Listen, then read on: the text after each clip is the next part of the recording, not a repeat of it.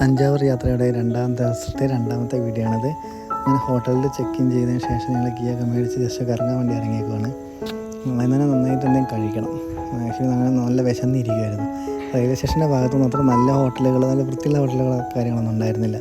അങ്ങനെ ഞങ്ങൾ ബസ് സ്റ്റാൻഡിൻ്റെ അടുത്തുള്ള ആര്യഭവനിലേക്കാണ് പോകുന്നത്. ഇവിടെ നമ്മൾ ആരെങ്കിലും തഞ്ചാവൂർ യാത്ര വരികയാണെങ്കിൽ ഏറ്റവും നല്ല ഹോട്ടൽ എന്ന് പറയാവുന്നൊരു ഹോട്ടലാണ് ആര്യഭവൻ. നല്ല സർവീസാണ്, നല്ല ക്ലീൻ അടിപൊളി ഫുഡുമാണ്. പിന്നെ നല്ലൊരു എന്താ പറയുക, ഒരു റേറ്റൊക്കെ ഇച്ചിരി കൂടുതലാണ് കേട്ടോ സത്യം പറഞ്ഞാൽ. എന്നാലും നല്ല ഫുഡാണ്. അത് ഇവിടെ വന്നിട്ട് നമുക്ക് നല്ല ഫുഡ് കഴിക്കുക എന്നുള്ളൊരു ഇതുണ്ടെങ്കിൽ ഏറ്റവും നല്ല ഓപ്ഷനാണ് ആര്യാസ്.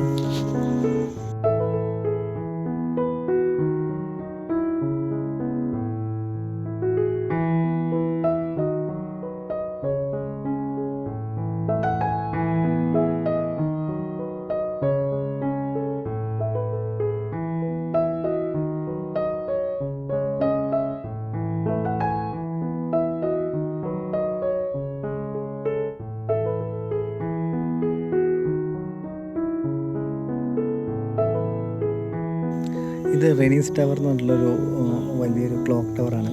അപ്പോൾ ഈ ക്ലോക്ക് ടവർ നമുക്കിവിടെ വരുമ്പോൾ ഇങ്ങനെ കാണാം, എല്ലാ ആംഗിളൊന്നും കാണാം. ഞാൻ ജസ്റ്റ് ഇങ്ങനെ ഒത്തിരി ടൈം നമ്മളിത് കണ്ടു യാത്രയിൽ.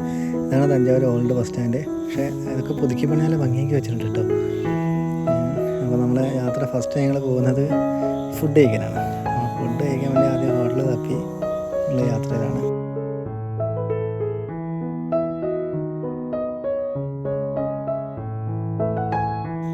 ഓൾഡ് ബസ് സ്റ്റാൻഡിൻ്റെ ബാക്ക് ഭാഗത്താണ് ഈ ആര്യാസ് ഭവൻ, അപ്പോൾ ആര്യാസ് ഹോട്ടൽ.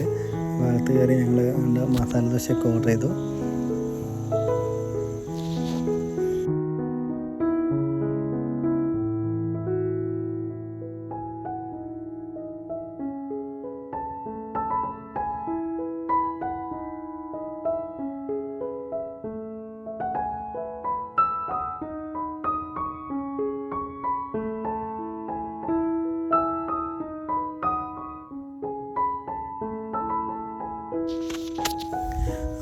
അതുപോലെ തന്നെ ഈ ഹോട്ടലിൽ ഒരുപാട് സ്വീറ്റ്സ് വെച്ചിട്ടുണ്ട്. ഇവിടെ ഭയങ്കര ഫേമസ് ആണെന്ന് തോന്നുന്നു, സ്വീറ്റ്സ് ഭയങ്കര ഫേമസ് ആണെന്ന് തോന്നുന്നു. ഞങ്ങൾ ജസ്റ്റൊക്കെ നോക്കി, പക്ഷേ നല്ല എക്സ്പെൻസീവ് കേട്ടോ, ഭയങ്കര വിലയാണ് ഈ സ്വീറ്റ്സൊക്കെ. ജസ്റ്റ് കണ്ട് പിന്നെ ഞങ്ങളുടെ യാത്ര എന്ന് പറയുന്നത് തഞ്ചാവൂർ പാലസിലേക്കാണ്. അതായത് നമ്മൾ ഈ ഓൾഡ് ബസ് സ്റ്റാൻഡിൻ്റെ അടുത്ത് നിന്ന് കുറച്ചൊക്കെ നടക്കാനേ ഉള്ളൂ. പോകുന്ന വഴിക്ക് ഇങ്ങനെ ഒരു പഴയൊരു അമ്പലമൊക്കെ കാണാം. കുറേ ഈ തഞ്ചാവൂരിൻ്റെ കുറേ ഭാഗങ്ങളൊക്കെ നശിച്ചു കിടക്കുക. അതിന് ഒരുപാട് വർഷങ്ങൾക്ക് മുമ്പ് ഉണ്ടാക്കിയിട്ട ബിൽഡിങ്ങുകൾ കാര്യങ്ങളൊക്കെ ആയതുകൊണ്ട് കുറേ ഡാമേജ് വന്നിട്ടുണ്ട്. പിന്നെ കുറേ സ്ഥലത്തൊക്കെ ഇവർ ഈ പോസ്റ്ററൊക്കെ ഒട്ടിച്ച് വൃത്തികേടാക്കി വെച്ചിട്ടുണ്ട്. ഈ പാർട്ടിക്കാരും സിനിമാക്കാരൊക്കെ, സിനിമേൻ്റെ പോസ്റ്റർ, പാർട്ടിയുടെ പോസ്റ്ററൊക്കെ അല്ലേ, ഇതുപോലെ ഒക്കെ വൃത്തികേടാക്കിയിട്ടുണ്ട്. ഇത് ആക്ച്വലി ഒരു എന്താ പറയുക, കൊട്ടാരത്തിൻ്റെ മറ്റൊരു സൈഡാണിത്. അപ്പം പിന്നെ വേറെ കാര്യത്തിൽ ഇതിൻ്റെ ഒരുപാട് ഭാഗങ്ങൾ ഇവർ റിനോവേഷൻ നടത്തിക്കൊണ്ടിരിക്കുന്നുണ്ട് കേട്ടോ. അതൊരു ആക്ച്വലി നല്ലൊരു കാര്യമായിട്ട് എനിക്ക് തോന്നി. അതായത് ഈ പറയുന്ന പഴയ മന്ദിരങ്ങളൊക്കെ ഇപ്പോഴത്തെ എനിക്ക് തോന്നുന്നു ഇപ്പോഴത്തെ ഗവൺമെൻറ് അത് എന്താ പറയുക മുൻകൈ എടുത്തിട്ട് എല്ലാം ചെയ്യുന്നുണ്ട്. നല്ല ഭംഗിയുണ്ട് ഇതെല്ലാം കാണാൻ വേണ്ടിയിട്ട്. കുറേ ഭാഗത്ത് കൺസ്ട്രക്ഷൻ വർക്ക് നടക്കുന്നുണ്ട്. ആക്ച്വലി ഒരു 2 or 3 years കഴിഞ്ഞിട്ട് കൊണ്ട് വരികയാണെങ്കിൽ നമുക്ക് കുറച്ചും കൂടി ഭംഗിയായിട്ട് ഇതിനെ എക്സ്പ്ലോർ ചെയ്യാൻ പറ്റും. ഇത് കൊട്ടാരത്തിൻ്റെ ഒരു ഭാഗമാണ്. ആക്ച്വലി ഇതിൻ്റെ ഉൾഭാഗത്ത് ഞാൻ പോയിട്ടുണ്ടായിരുന്നു. അപ്പോൾ അവിടെ കാണണം, ഫുള്ള് കാട് പിടിച്ച് കിടക്കുക കുറേ ഭാഗങ്ങൾ. അവിടെ പണിയൊക്കെ നടക്കുന്നുണ്ട്. അതുപോലെ തന്നെ ഈ ചുമരിൽ ഒരുപാട് ചിത്രങ്ങളുണ്ടായിരുന്നു. ചിത്രങ്ങളൊക്കെ കുത്തിക്കളഞ്ഞ് അവർ അത് റീകണ്ടീഷൻ ചെയ്തെടുക്കുകയാണ്. ഇവിടെ ഒരു ഹെറിറ്റേജ് ഷോപ്പുണ്ട്. ഞങ്ങൾ കയറി നോക്കിയായിരുന്നു കേട്ടോ. ആക്ച്വലി അത് എന്തോ മ്യൂസിയം എന്ന് ചോദിച്ചാൽ ഞങ്ങൾ പുറത്തുനിന്ന് ഇങ്ങനെ എഴുതി നോക്കി. അപ്പോൾ അവർ വന്ന ഷോപ്പാണ്. അങ്ങനെ ഈ കൊട്ടാരത്തിൻ്റെ കമ്പൗണ്ട് കയറി ഒരുപാട് ചിത്രങ്ങൾ കാണാം.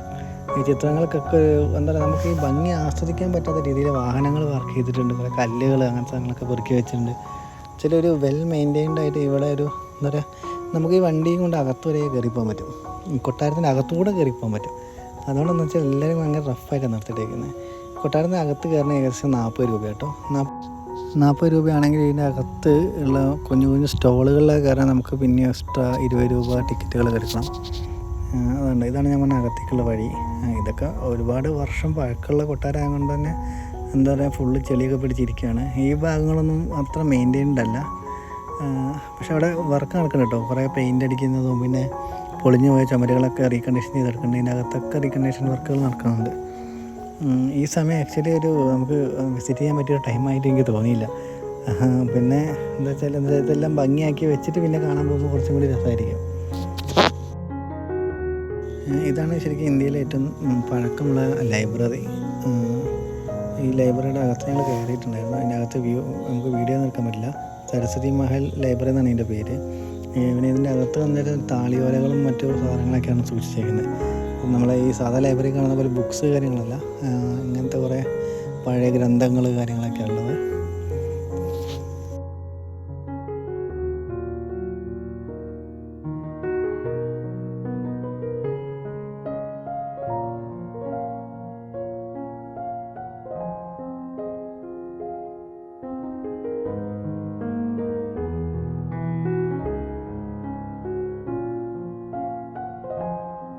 ഇതാണ് പാലസിൻ്റെ മെയിൻ ബിൽഡിങ്. ഇതിന് മുകളിൽ ഒരു വൃത്തികെട്ട ചിത്രം വരച്ച് വെച്ചിട്ടുണ്ട്. ഇതെന്തായാലും പഴയ ചിത്രമല്ല എന്ന് കാണുമ്പോൾ തന്നെ മനസ്സിലാവും, കാരണം ഒരു ക്വാളിറ്റി ഇല്ലാത്തൊരു പെയിൻറ്റിങ് ആയിരുന്നു അത്.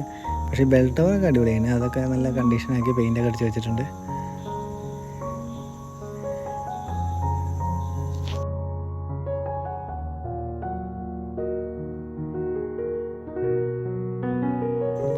ഈ കൊട്ടാരക്കെട്ടിൻ്റെ അകത്തേക്ക് കയറി കഴിഞ്ഞാൽ ഫുള്ള് കൽപ്രതിമകളാണ്. ഈ തഞ്ചാവൂർ ഭാഗത്തു നിന്നൊക്കെ കളക്ട് ചെയ്തേക്കുന്ന കൽപ്രതിമകളാണെന്നാണ് ഇവിടെ എഴുതി വെച്ചേക്കുന്നത്. ഇതിൻ്റെ ഉള്ളത്തെ ഈ മേക്കിംഗ് സ്റ്റൈലൊക്കെ അടിപൊളിയാണ്. അതിനെ ശരിക്കും മറാത്ത പാലസും പറയും. മറാത്ത രാജകുടുംബങ്ങൾ ആണ് പിന്നീട് ഇവിടെ ഭരിച്ചതും അവരിതിനെ മെയിൻറ്റെയിൻ ചെയ്ത് അവരുടേതായ രീതിയിലേക്ക് റീസ്ട്രക്ചർ ചെയ്തു എന്നൊക്കെ പറയപ്പെടുന്നുണ്ട്. ഇത് പ്രധാനപ്പെട്ട കൊട്ടാരത്തിൻ്റെ മുകളിലുള്ള ഈ ആയുധപ്പുരയാണ്. അതായത് ആയുധങ്ങളൊക്കെ സൂക്ഷിക്കുന്ന ഒരു ഏരിയയാണ്. അതാണ് ഈ ഗോപുരം പോലെ കിടക്കുന്നത്.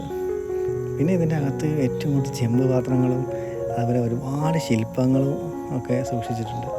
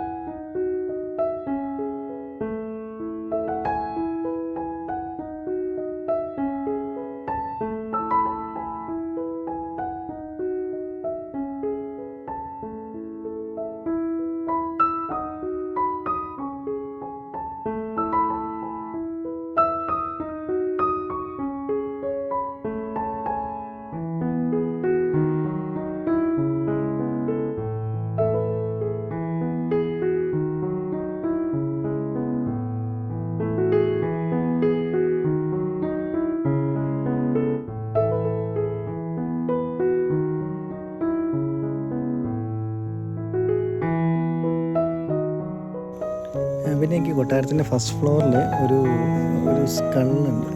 അതായത് നമ്മളെ ഇതിൻ്റെ വെയിലും വരത്തില്ല, തിമിംഗലത്തിൻ്റെ അസ്ഥിക്കൂടം. ഇതൊരു അടിപൊളി സാധനം. ഒരുപാട് ഏരിയയിൽ ഇങ്ങനെ കവർ ചെയ്തുകൊണ്ട് നിൽക്കുക. ആക്ച്വലി നമ്മളെ ചെമ്മീൻ പൊളിച്ച് വെച്ച പോലെ ഒരു ഫീലാണ് കാണുമ്പോൾ. പക്ഷേ അടിപൊളിയാണ് സാധനം. ഇത് ഞാൻ ആദ്യമായിട്ട് ഇങ്ങനത്തെ ഒരു സാധനം കാണുന്നത്. അതുകൊണ്ട് തന്നെ അത് നല്ല എന്താ പറയുക, നല്ല രസമുണ്ട് കാണാൻ. പക്ഷേ അതിങ്ങനെ ഭയങ്കര റഫായിട്ട് ഇങ്ങനെ ഒരു ഓപ്പൺ സ്പേസിലാണ് വെച്ചേക്കുന്നത്. അതെന്തുകൊണ്ടാണെന്ന് അറിയത്തില്ല. പിന്നെ ഇവിടെ ചുമർ ചിത്രങ്ങളൊക്കെ മാഞ്ഞു പോയതായിട്ട് കാണുന്നുണ്ട്. ഇത് ഏകദേശം ഒരു 1000 കൊല്ലത്തോളം പഴക്കമുള്ള ചുമർ ചിത്രങ്ങളാണ്. ദശാക്കം നോക്കി ഇപ്പം ഈ കൊട്ടാരത്തിൻ്റെ മുകൾ ഭാഗത്തെല്ലാം ടൈലൊക്കെ ഇട്ട് വെച്ചിട്ടുണ്ട്. എനിക്ക് തോന്നുന്നു വെള്ളം ലീക്കാവാതിരിക്കാൻ വേണ്ടിയിട്ടുള്ള ചെയ്ത മെയിൻ്റനൻസ് പരിപാടിയുടെ ഭാഗമായി ചെയ്തതായിരിക്കും.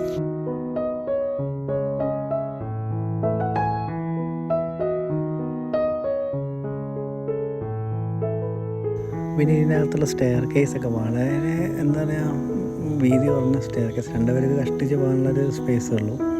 പിന്നെ നമ്മൾ ഇപ്പോഴത്തെ രീതി പോലെ നല്ല ഇത് എല്ലാ ഭാഗവും കവേർഡ് ആയിട്ടുള്ളൊരു രീതിയിലാണ് ഇത് അവർ ബിൽഡ് ചെയ്തേക്കുന്നത്. പിന്നെ ഇതിൽ അടിപൊളിയുള്ള ഒരു ഏരിയ ആണിത്. ഇതൊരു ഹോളാണ്. ഇതിൽ ഫുള്ള് ചിത്രപ്പണികളാണ് മേലേക്ക്. അതായത് നല്ല ഭംഗിയാണ് കാണാൻ. ഒരുപാട് വർഷങ്ങൾ പഴക്കമുള്ള ചിത്രപ്പണികളാണ്. അപ്പോൾ ഇതെല്ലാം വെൽ മെയിൻറ്റെയിൻ ആയിട്ട് അവർ വെച്ചിട്ടുണ്ട് കേട്ടോ. പിന്നെ ഇതിനകത്ത് കുറേ പ്രതിമകളും കാര്യങ്ങളൊക്കെ ഉണ്ട്. കുറേ സായിപ്പന്മാരൊക്കെ ഉണ്ട് ഇത് കാണാൻ വേണ്ടി വന്നേക്കുന്നത്. പിന്നെ ഇതിൻ്റെ നടുക്ക് ഈ ഒരു സ്റ്റേജ് പോലൊരു ഏരിയ ഉണ്ട്. അവിടെ ഒരു രാജാവിൻ്റെ പ്രതിമ അവർ സൂക്ഷിച്ച് വെച്ചിട്ടുണ്ട്.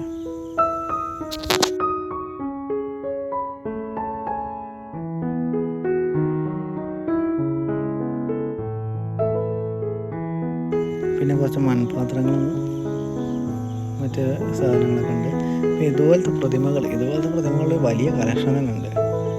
ആക്ച്വലി ഇതൊക്കെ ഒരുപാട് നൂറ്റാണ്ടുകൾ പഴക്കമുള്ളത്. അതിൻ്റെ അടിയിൽ ഓരോന്നിൻ്റെയും ഡിസ്ക്രിപ്ഷനൊക്കെ അവർ എഴുതി വെച്ചിട്ടുണ്ടായിരുന്നു. അങ്ങനെ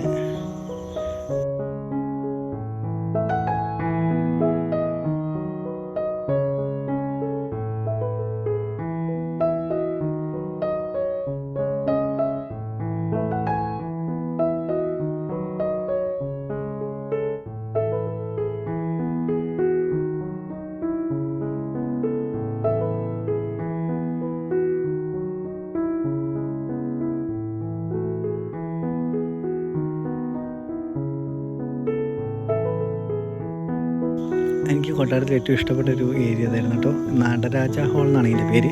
ഇതിനകത്ത് നിറച്ച് നടരാജ വിഗ്രഹങ്ങളാണ്. ഒരുപാട് നടരാജ വിഗ്രഹങ്ങൾ, അതും പല സൈസിലുള്ള ഒരുപാട് വർഷങ്ങൾ പഴക്കമുള്ള സാധനങ്ങൾ. അതും നല്ല നല്ല ഭംഗിയുണ്ട്. ഇത് നമുക്ക് കണ്ടിരിക്കുന്ന നല്ല ഭംഗി. ടച്ച് ചെയ്യാൻ പറ്റില്ല, ഫുള്ള് ഗ്ലാസ്സൊക്കെ വെച്ച് കവർ ചെയ്ത് വെച്ചേക്കുവാണ്.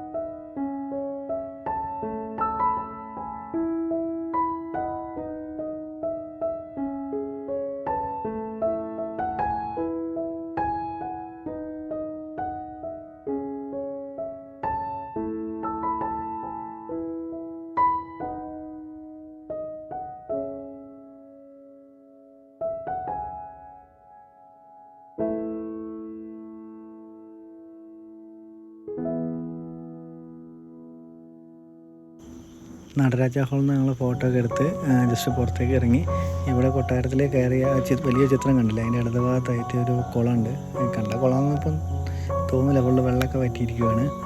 അത് പണ്ട് രാജ്ഞിമാർ ഉപയോഗിച്ചിരുന്ന കുളമാണെന്നൊക്കെയാണ് ഇവിടുത്തെ ഗൈഡ് പറഞ്ഞത്. ഞങ്ങളതിൻ്റെ അകത്തൊക്കെ ജസ്റ്റ് ഒന്ന് ഇറങ്ങി നോക്കി.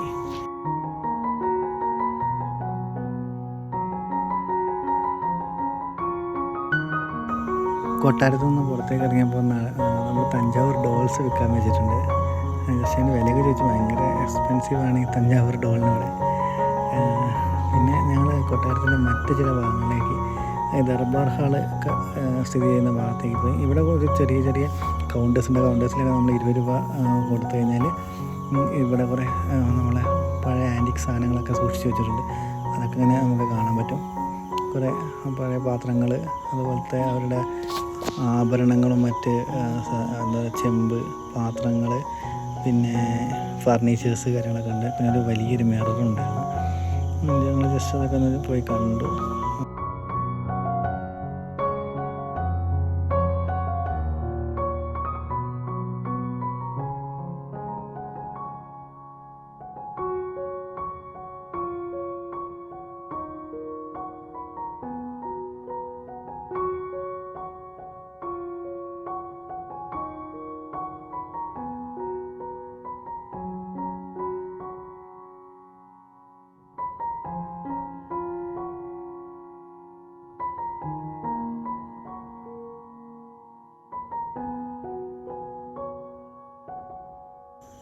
പിന്നെ ഇവിടെ കുറച്ചും കൂടി ആകർഷകമായി തോന്നിയത് തഞ്ചാവൂർ പെയിൻറ്റിങ്സ് ആണ്. അതൊരു പ്രത്യേക ടൈപ്പ് ഓഫ് പെയിൻറ്റിങ് രീതിയാണ് തഞ്ചാവൂർ പെയിൻറ്റിങ് എന്ന് പറയുന്നത്. അത്തരം കുറേ ഫോട്ടോസ് കാര്യങ്ങളൊക്കെ നമ്മളിവിടെ പല ഭാഗങ്ങളായിട്ട് കണ്ടായിരുന്നു. ജസ്റ്റ് അതൊക്കെ ഒന്ന് നോക്കി ഞങ്ങൾ ഇങ്ങനെ നടന്ന് നീങ്ങി.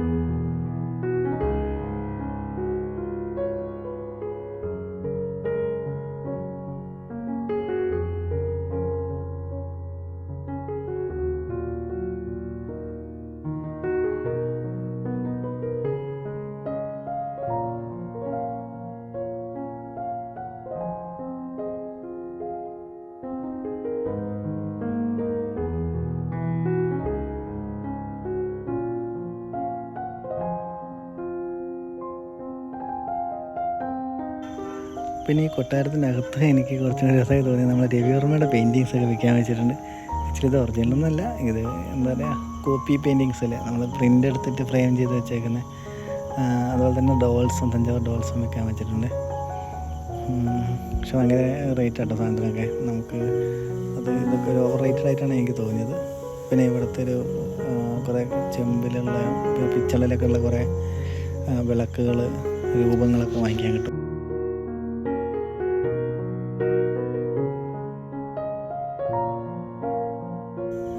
ഞാൻ നേരത്തെ പുറത്തുനിന്നൊരു വീഡിയോ കാണിച്ചില്ല, ഒരു ഏരിയ കാണിച്ചിട്ടുണ്ട്, അതിൽ കാട് പിടിച്ചേക്കുന്നത് അതിൻ്റെ ഉൾഭാഗമായിട്ടത്. അപ്പോൾ ഇതിൽ അപ്സ്റ്റെയറിൽ കയറി കഴിഞ്ഞാൽ നമുക്ക് കുറേ രാജാക്കന്മാർ ഉപയോഗിച്ച പഴയ കുറേ ഫർണിച്ചേഴ്സ്, പിന്നെ ഒരു ഡ്രസ്സ്, അങ്ങനത്തെ കുറേ കാര്യങ്ങൾ ഇവിടെ ഒരു മ്യൂസിയം വരെ വെച്ചിട്ടുണ്ട്. ഇതിനകത്ത് കയറി 20 രൂപയാണ് ഒരാൾക്ക്. പിന്നെ എനിക്ക് ഇതിനകത്തൊരു പ്രത്യേകത തോന്നുന്നത് ഇതിൻ്റെ അകത്തുനിന്ന് ഒരു എസ്കേപ്പ് വേണ്ട, ഒരു ടണലുണ്ട് പുറത്തേക്ക്. അപ്പോൾ ആ ടണൽ സംഭവം രസമുണ്ട് കേട്ടോ പരിപാടി. പക്ഷേ ടണലിനകത്ത് കയറിയപ്പോഴാണ് ശരിക്കും അകത്തേ കയറിയില്ല, ഞങ്ങൾ ജസ്റ്റ് ഫ്ലാഷ് ഓൺ ആക്കി വെച്ചേ ഉള്ളൂ. പിന്നെ അതെന്താണെന്ന് വെച്ചാൽ ഇതിനകത്ത് നിറയെ വവ്വാലാണ്. വവ്വാൽ നിറഞ്ഞു കിടക്കും, അങ്ങനെ തൂങ്ങി കിടക്കുന്നത്. അവർ പറഞ്ഞാൽ നമുക്ക് അകത്ത് കയറാം, പക്ഷേ ഞങ്ങളകത്ത് കയറിയില്ല. സ്മെല്ലൊക്കെ അടിച്ചാണ്ട് അടുക്കാൻ പറ്റുന്നില്ല. ഇതാണ് സംഭവം. അപ്പോൾ വവ്വാൽ തൂങ്ങി കിടക്കുന്നതിന് കാണാം, കണ്ടില്ലേ? ഇതൊക്കെയാണ് ഇന്നത്തെ കാഴ്ചകൾ. അപ്പോൾ ഞാൻ അടുത്ത വീഡിയോയിൽ ബാക്കി കാണാം, തഞ്ചാവൂർ വിശേഷങ്ങൾ.